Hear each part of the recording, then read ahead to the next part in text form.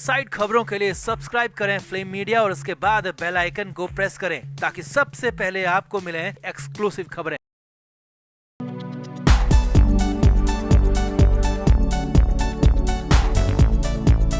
तो संजय राउत को एक बार फिर से कोर्ट से झटका लगा है। एक बार फिर से जमानत की आस लगाए बैठे राउत को किसी भी तरह की राहत नहीं मिली और अपने क्लाइंट को कोर्ट से जमानत न मिलने से संजय राउत के वकील बुरी तरह उखड़ गए। दरअसल मुंबई के बहुचर्चित पात्रा चौल घोटाले में करीब 2 महीने से जेल में बंद शिवसेना सांसद संजय राउत की जमानत पर कोर्ट में सुनवाई हुई। विशेष पीएमएलए कोर्ट में हुई सुनवाई के दौरान संजय राउत खुद कटघरे में खड़े नजर आए।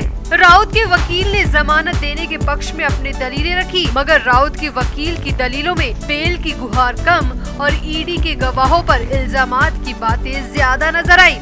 राउत के वकील ने कोर्ट में इतना कंफ्यूजन पैदा कर दिया कि मजबूरी में ईडी की टीम ने गुहार की कि कोर्ट जमानत की अर्जी पर अगली तारीख दे और हुआ भी ऐसा ही। वहीं इधर राहत न मिलने से राउत के वकील बुरी तरह उखड़ गए और स्वप्ना पाटकर को लेकर उनकी जुबान भी बेकाबू हो गई। तो क्या हुआ कोर्ट में जमानत अर्जी की सुनवाई के दौरान? क्यों राउत के वकील बौखला उठे और जमानत को लेकर कोर्ट का फरमान क्या रहा, वो सब आपको बताते हैं। आप भी वीडियो को शेयर करें और अपनी राय कमेंट बॉक्स में जरूर दें। तो आगे बढ़ने से पहले आपको बता दें कि हमारे व्लॉग चैनल नीतू की पलटन का लेटेस्ट व्लॉग रिलीज हो चुका है, जिसका लिंक डिस्क्रिप्शन में है। आप भी जल्दी से व्लॉग देखें, लाइक, शेयर और सब्सक्राइब भी करें। तो 27 सितंबर को यानी कि आज स्पेशल कोर्ट में शिवसेना सांसद संजय राउत की जमानत पर सुनवाई हुई, जहां पहली बार दोनों पक्ष मौजूद रहे और खुद संजय राउत भी इस दौरान कटघरे में खड़े दिखाई दिए। जेल से कोर्ट में घुसते वक्त संजय राउत में वो ही उत्साह था। वो जय महाराष्ट्र बोलते हुए कोर्ट के अंदर प्रवेश कर गए, मगर जब वो कोर्ट से बाहर निकले तो बिल्कुल उदास थे। ना तो मीडिया की तरफ देखा और ना ही अपने सपोर्टर्स की तरफ, और सीधे जेल की गाड़ी में जाकर बैठ गए। वहीं दूसरी तरफ राउत के वकील कोर्ट से मिली निराशा से उखड़ गए और कोर्ट से बाहर आकर स्वप्ना पाटकर पर अपनी भड़ास भी निकाल दी। दरअसल कोर्ट में सुनवाई के दौरान ईडी की गुजारिश पर जमानत पर कोई फैसला नहीं दिया गया और कोर्ट ने जमानत के लिए अगली तारीख 10 अक्टूबर की दी है। अब 10 अक्टूबर को संजय राउत की बेल एप्लीकेशन पर एक बार फिर से सुनवाई होगी। वहीं सामने आया है कि संजय राउत ने खासकर दशहरे की वजह से जमानत याचिका लगाई थी, क्योंकि दशहरे के दिन शिवसेना की तरफ से बड़ी रैली की जाती है और शिवाजी पार्क में सालों से शिवसेना की ये रैली होती आई है। और इस बार तो शिवसेना 2 खेमों में बटी हुई है, इसीलिए शिवाजी पार्क के दशहरा मेले के लिए मामला बॉम्बे हाई कोर्ट भी पहुँच गया था, जहाँ से कोर्ट ने उद्धव ठाकरे को शिवाजी पार्क में दशहरा रैली करने की इजाजत दे दी। अब संजय राउत भी दशहरा के मौके पर शिवसेना की रैली में सालों से शामिल होते आए हैं। बाला साहब ठाकरे के वक्त से संजय राउत लगातार हमेशा दशहरे के मौके पर शिवाजी पार्क में मौजूद रहे हैं, मगर पहली बार ऐसा नहीं हो सकेगा क्योंकि संजय राउत जेल में बंद हैं। और संजय राउत की जमानत अर्जी लगाने की बड़ी वजह ये भी थी कि राउत दशहरा रैली का हिस्सा बनना चाहते हैं, मगर अफसोस की बात ये है कि ये रैली 5 अक्टूबर को शिवाजी पार्क में होना सुनिश्चित हो चुकी है और कोर्ट ने जमानत की अर्जी पर सुनवाई की तारीख 10 अक्टूबर की दी है। यानी कि साफ है कि राउत का दशहरा इस बार ऑर्थर रोड जेल में ही कटेगा। अब दशहरा रैली के लिए जमानत को लेकर राउत के वकीलों ने जी तोड़ मेहनत की और सामने आया है कि इस बार बिल्कुल नए अंदाज से राउत के वकीलों ने कोर्ट में अपनी बातें रखी।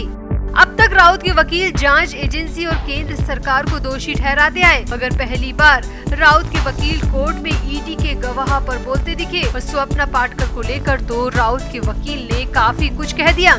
राउत के वकील अशोक मुंद्रगी ने कहा कि स्वप्ना पाटकर ने हमेशा अपने बयान बदले हैं। वो कभी कहती है कि उन्हें कुछ नहीं मालूम, कभी वो सब कुछ पता होने का दावा करती है, कभी अपने पति की मिलीभगत बताती है।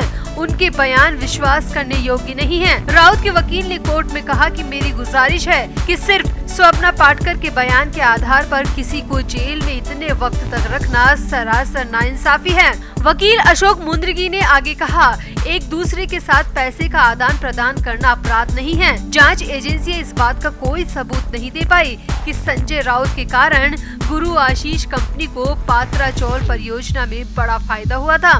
वकील ने कहा कि स्वप्ना पाटकर और वर्षा राउत ने अलीबाग में जमीन ली। स्वप्ना पाटकर से समय समय पर इस बारे में पूछताछ होती रही है और वो हर बार अलग बयान देती है। पहली बार में स्वप्ना ने कहा था कि उन्हें कुछ नहीं पता, दूसरे बयान में वो बोली थी कि वो सब जानती हैं और तीसरे बयान में उन्होंने कहा था कि मेरे पति ने जमीन खरीदी है। वकील ने आरोप लगाया कि स्वप्ना सिर्फ ईडी के इशारे पर बोल रही है और वो जो भी बोल रही है उसके पास साबित करने के लिए कोई सबूत नहीं है।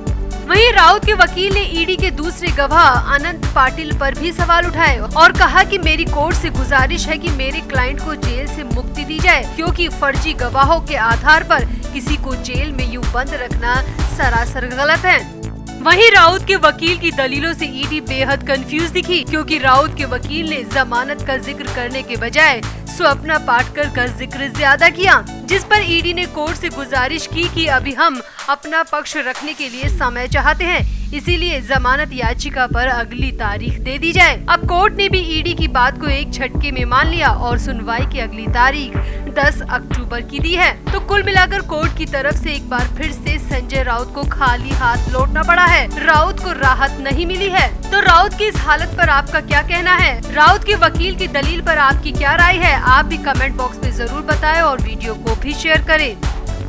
तो आगे बढ़ने से पहले आपको बता दें कि हमारे व्लॉग चैनल नीतू की पलटन का लेटेस्ट व्लॉग रिलीज हो चुका है, जिसका लिंक डिस्क्रिप्शन में है। आप भी जल्दी से व्लॉग देखें, लाइक, शेयर और सब्सक्राइब भी करें।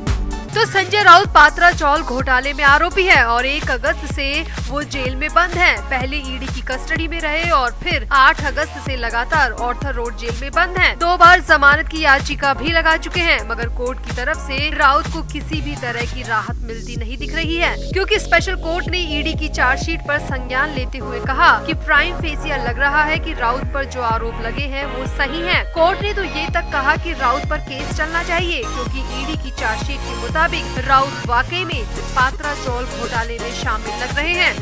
कोर्ट ने ये भी कहा कि उन्हें इस घोटाले की पूरी जानकारी थी और उनके पास घोटाले में हिस्से का पैसा भी आया था, इसीलिए राउत पर केस चलना चाहिए। तो यानी कि कोर्ट ने बहुत बड़ी बात राउत के लिए कह दी।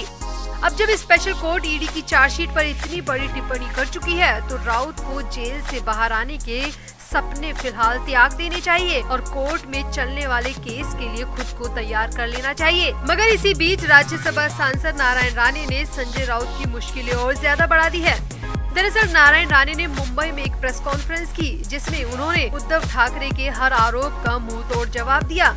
हाल ही में उद्धव ठाकरे ने एक रैली की थी, जिसमें उन्होंने बीजेपी पर कई तरह के आरोप लगाए थे। उसी के जवाब में नारायण राणे ने प्रेस कॉन्फ्रेंस की, तो राणे ने इस दौरान कहा कि उद्धव ठाकरे किस हक से बाला साहब ठाकरे की शिवसेना को खुद का बता रहे हैं, क्योंकि वो उनके बेटे हैं। सिर्फ इसलिए बेटा होने के अलावा उद्धव ठाकरे के पास ऐसा कुछ भी नहीं है जो कि शिव सैनिक उन्हें अपना मुखिया माने। राणे ने आगे कहा कि जब शिवसेना बनी थी तो उस वक्त उद्धव ठाकरे 6 साल के भी नहीं थे। उन्होंने तो बचपन से सिर्फ मलाई खाई है, मेहनत कुछ भी नहीं की। और संजय राउत तो सिर्फ बाला साहेब की कृपा पर इतने बड़े बने हुए हैं, वरना उनकी औकात 2 कौड़ी की भी नहीं होती। नारायण राणे ने आगे कहा, अभी तो संजय राउत पर एक आरोप लगा है, अब धीरे धीरे देखते जाइए कि इनके सारे आरोप किस कदर खुल के सामने आएंगे। सत्ता में रहकर रंगा बिल्ला की जोड़ी ने जो कारनामे किए वो सब सामने आने वाले हैं। राणे ने धमकाने के अंदाज में कहा कि रंगा जेल में है और बाहर बिल्ला उसके जेल जाने के गम में सदमे में है, क्योंकि उससे वो सब कुछ नहीं संभाला जा रहा जो कि उसे गिफ्ट में मिला था। यहाँ राणे का मतलब उद्धव ठाकरे से था, जो कि पार्टी और पार्टी के लोगों को संभाल नहीं पा रहे हैं। नारायण राणे ने आगे कहा कि अभी राउत को जेल हुई है, मगर आने वाले दिन उद्धव ठाकरे के लिए भी भारी होने वाले हैं। सत्ता और सरकार में पावर में रहते हुए जो गुल खिलाए गए थे, जो कारनामे किए गए थे, हमारे पास उसकी पूरी लिस्ट है, सबूत भी है, जो कि हम जल्द ही जांच एजेंसियों को देने वाले हैं। इसके बाद तो रंगा के साथ बिल्ला भी जेल में ही नजर आएगा। अब नारायण राणे इतना कॉन्फिडेंस से बोल रहे हैं तो उनके पास जरूर कुछ ऐसा है जो कि राउत ही नहीं बल्कि उद्धव ठाकरे की मुसीबतों को भी बढ़ा सकता है। नारायण राणे यही नहीं रुके, आगे नारायण राणे ने कहा कि उद्धव ठाकरे के मुख्यमंत्री रहते हुए मुंबई में ऐसा बहुत कुछ हुआ। बॉलीवुड में बहुत कुछ मिस्टीरियस हुआ। रानी ने बिना किसी का नाम लेते हुए कहा कि कलाकारों को रहस्यमय तरीके से मार दिया गया और सत्ता का खौफ दिखाकर केस को खत्म करने की कोशिशें की गई। इसकी सच्चाई भी हम बहुत जल्द बाहर लाकर रहेंगे। और नारायण राणे जल्द ही बहुत कुछ बड़ा करने वाले हैं और उसका इशारा वो अपनी प्रेस कॉन्फ्रेंस में मीडिया के सामने दे चुके हैं। तो इंतजार कीजिए कि राणे क्या करने वाले हैं। राणे अपने तरकश में से कौन कौन से तीर निकालने वाले हैं और उसका असर संजय राउत और उद्धव ठाकरे पर कितना पड़ेगा। आप भी अपनी राय कमेंट बॉक्स में जरूर दें और वीडियो को भी शेयर करें।